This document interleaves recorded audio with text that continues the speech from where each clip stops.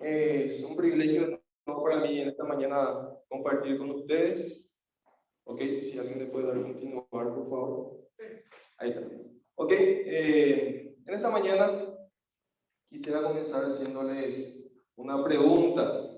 La pregunta es la siguiente. ¿Alguna vez uno de ustedes se ha encontrado en alguna situación difícil, complicada, dolorosa, difícil, ¿verdad? Valga la redundancia?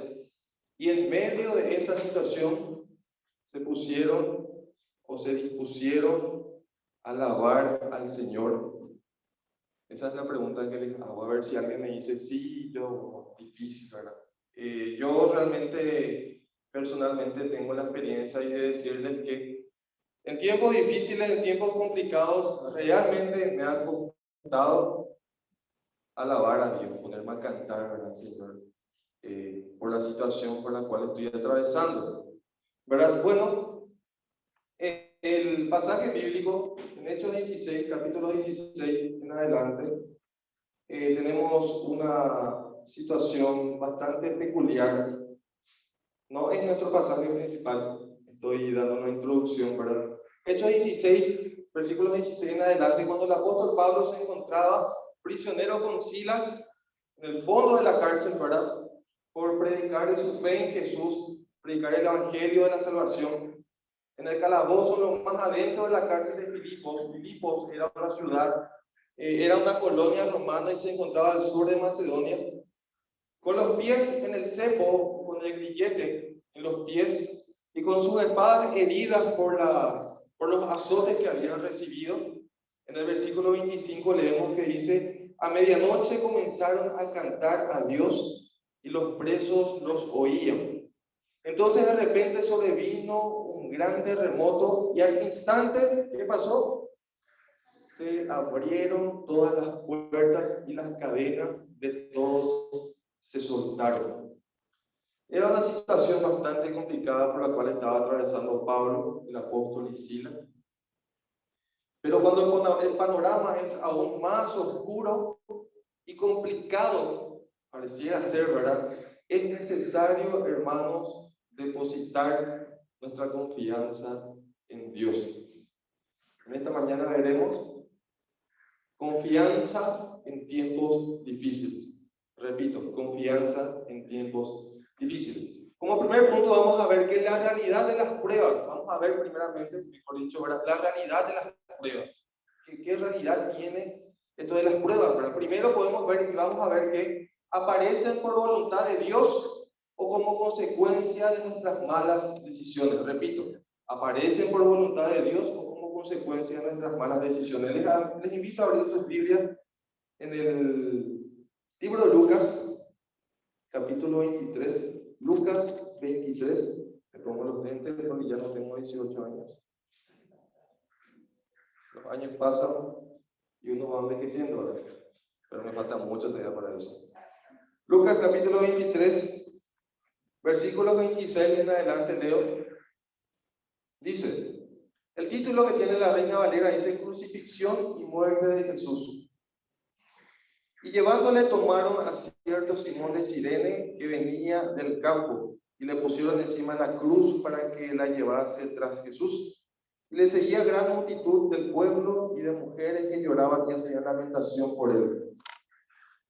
Pero Jesús, vuelto hacia ellas, les dijo: hijas de Jerusalén, no lloréis por mí, sino llorad por vosotras mismas y por vuestros hijos. Porque he aquí vendrán días en que dirán: bienaventuradas las estériles y los vientres que no concibieron y los pechos que no criaron. Entonces comenzarán a decir a los montes: caed sobre nosotros, y a los collados cubridnos. Porque si en el árbol verde hacen estas cosas, en el seco, ¿qué no se hará?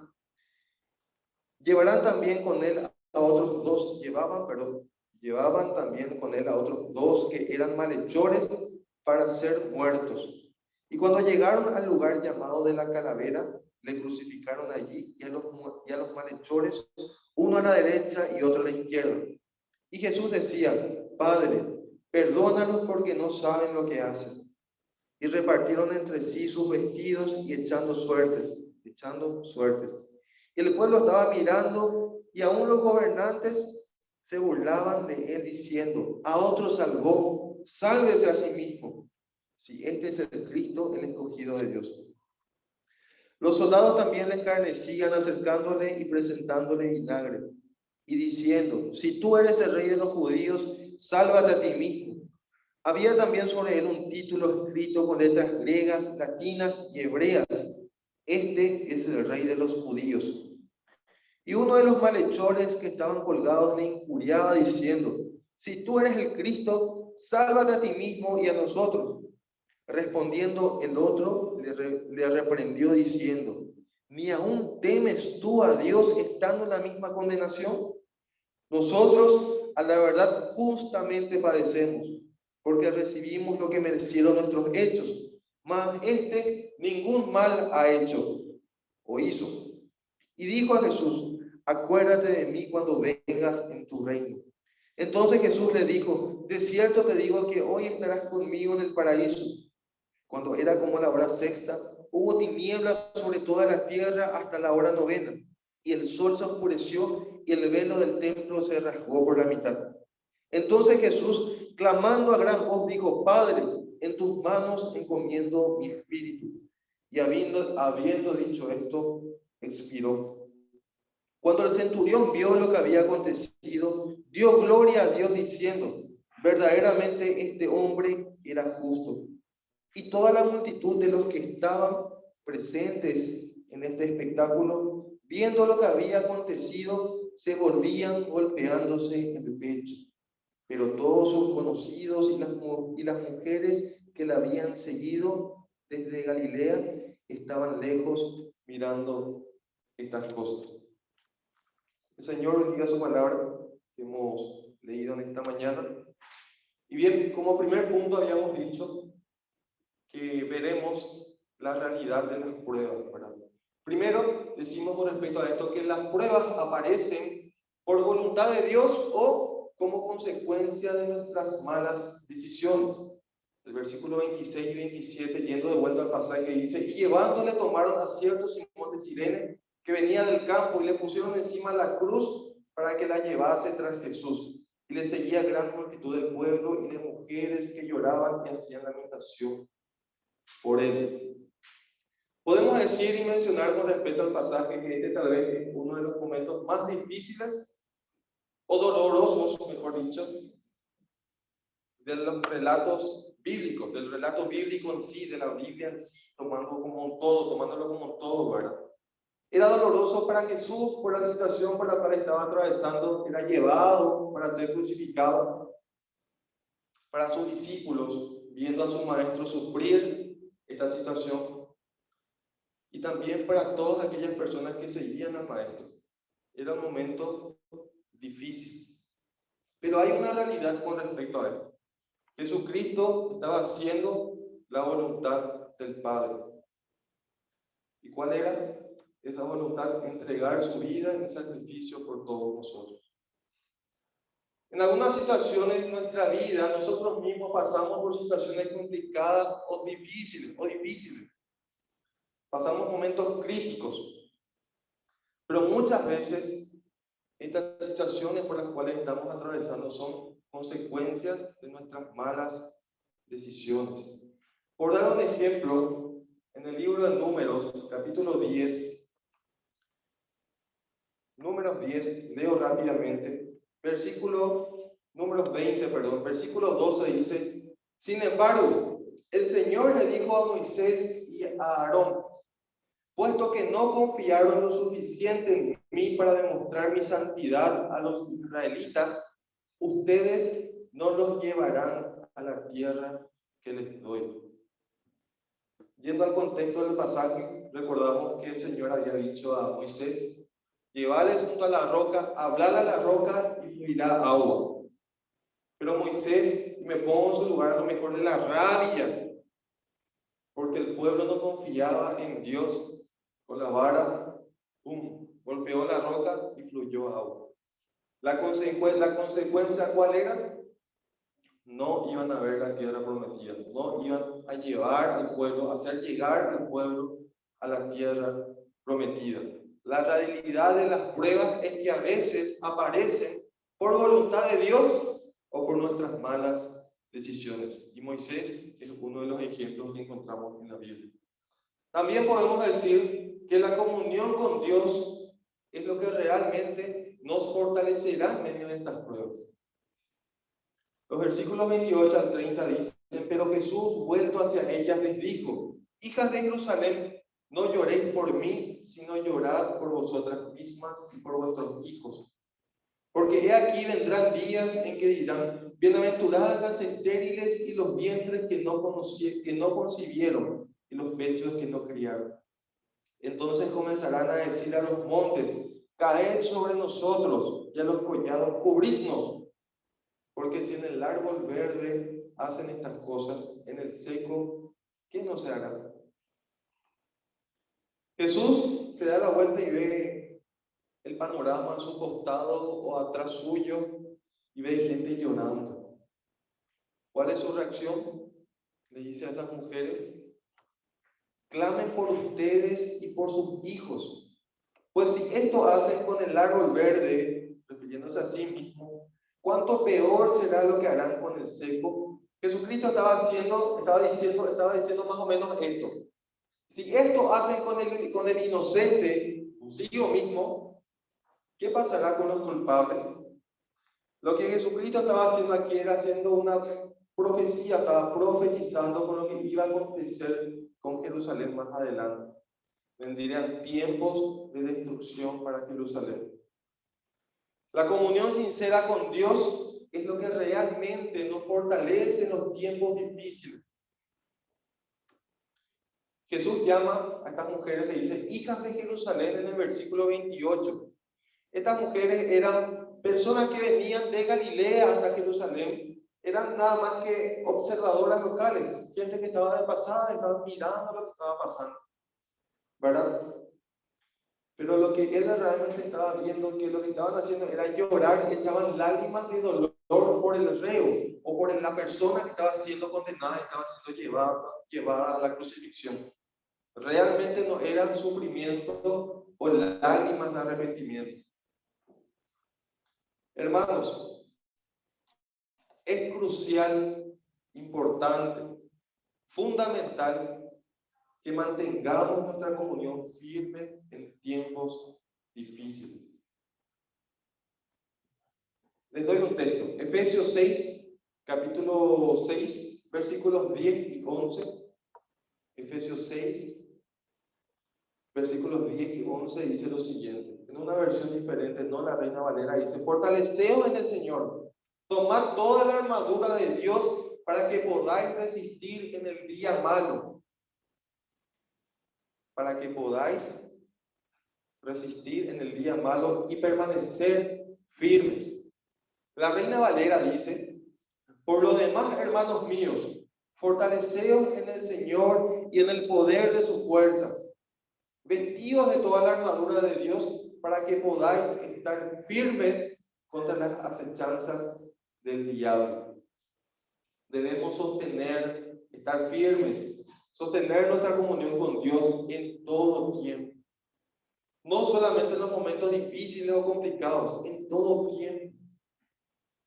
Decía Pablo: regocijaos en el Señor siempre.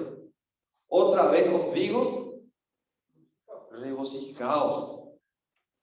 La realidad de las pruebas es que aparecen por voluntad de Dios o como consecuencia de nuestros pecados, de nuestras malas decisiones. La comunión con Dios es lo que realmente nos fortalecerá en medio de las pruebas. Como segundo punto veremos que el temor de Dios es una fortaleza en medio de la dificultad. El temor de Dios es una fortaleza en medio de la dificultad. Versículos 32 al 43, y leo rápidamente. Llevaban también con él a otros dos que eran malhechores para ser muertos, y cuando llegaron al lugar llamado de la Calavera, le crucificaron allí y a los malhechores, uno a la derecha y otro a la izquierda. Y Jesús decía: Padre, perdónalos porque no saben lo que hacen. Y repartieron entre sí sus vestidos echando suertes. Y el pueblo estaba mirando, y aún los gobernantes se burlaban de él, diciendo: a otros salvó, sálvese a sí mismo. si este es el Cristo, el escogido de Dios. Los soldados también escarnecían acercándose y presentándole vinagre, y diciendo: si tú eres el rey de los judíos, sálvate a ti mismo. Había también sobre él un título escrito con letras griegas, latinas y hebreas, que decían: este es el Cristo, el rey de los judíos. Y uno de los malhechores que estaban colgados le injuriaba diciendo: si tú eres el Cristo, sálvate a ti mismo y a nosotros. Respondiendo el otro, le reprendió diciendo: ¿ni aún temes tú a Dios estando en la misma condenación? Nosotros, a la verdad, justamente merecemos. Padecemos porque recibimos lo que merecemos. Merecieron nuestros hechos, mas este ningún mal hizo. Y dijo a Jesús: acuérdate de mí cuando vengas en tu reino. Entonces Jesús le dijo: de cierto te digo que hoy estarás conmigo en el paraíso. Sin duda, este momento era sumamente difícil y complicado de entender para todos. Si nos ponemos en su lugar o en el lugar de la multitud o de una persona presenciando la situación, me imagino haciéndonos preguntas como estas. ¿Por qué morir de esta manera tan deshonrosa, humillante y en medio de dos criminales? ¿Por qué ahora, en la plenitud de su ministerio, justamente cuando, en el mejor momento más o menos, ¿verdad?, de su ministerio, por qué ahora, cuando hay tanto por hacer, por qué si solo lleva 3 años con sus discípulos, me imagino en el lugar de sus discípulos, tan corto fue el tiempo, por qué ahora? Y seguramente muchas otras preguntas que nos estaríamos haciendo en esa situación. Pero hay una realidad detrás de todo esto. La voluntad de Dios se estaba llevando a cabo. Finalmente, Dios sabía lo que estaba haciendo. Él estaba en control de la situación. Y aunque la tierra o ninguna de esas personas que estaban en ese entorno entendían lo que estaba pasando, Dios estaba llevando a cabo su voluntad. Hay veces en las que nos hacemos muchas preguntas y queremos entender lo que realmente Dios está haciendo. Para mí, para mi familia, mis estudios, etcétera, etcétera. Pero detrás de todo eso, podemos decir que Dios tiene el control. A veces, nuestros tiempos son humanamente incomprensibles, no podemos entender. También podemos decir que el temor de Dios nos fortalecerá y nos llevará al propósito de Dios. Cuando decimos el temor de Dios, esto muchas veces ya lo dijimos, lo vuelvo a repetir, es que hablamos de un temor, no de un miedo hacia Dios, sino hablamos de un temor reverente, de un temor, de un respeto sumamente importante hacia Dios, hacia nuestro Creador. En la Biblia encontramos muchos pasajes donde se menciona la palabra temor, temor hacia Dios, en el contexto del temor hacia Dios. Por ejemplo, el temor de Dios es el principio de la sabiduría. El temor de Dios es un tesoro. El temor de Dios debe ser la pareja inseparable de la fe. Y cuando hablamos de fe, podemos ir a Hebreos capítulo 11, versículo 7. Encontramos ahí una persona que sobresalió por su fe. ¿Y quién es? ¿Quién fue? Hay muchos, pero mencionaremos a Noé. No entendía, no veía, pero creyó. Y con temor de Dios construyó por 120 años. ¿Se imaginan? ¿Cuántos años tenés? 3. Imagínate que desde que naciste estás construyendo un arca, sin parar. Noé construyó 120 años un arca. Noé nunca antes había experimentado lo que es: Rambo, mamá, puta la ropa, está goteando. Mi campeón está sobre el techo, gotea. Nunca experimentó lo que es la lluvia. Nunca había visto un arca. ¿Se imaginan? El temor de Dios te hace pensar de la siguiente manera: no entiendo, pero creo. No comprendo, pero confío en su amor y en su cuidado. No entiendo lo que está pasando, pero le seguiré.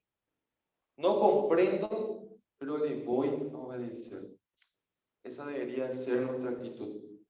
En el punto 2 dijimos que el temor de Dios es una fortaleza en medio de tiempos difíciles, mencionando que a veces nuestros tiempos o las situaciones por las cuales estamos atravesando son humanamente incomprensibles.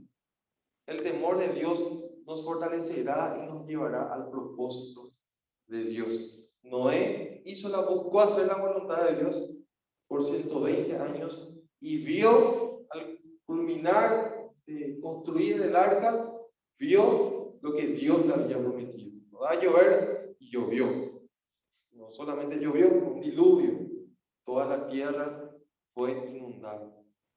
Como tercer y último punto, podemos decir que la confianza en Dios siempre triunfará.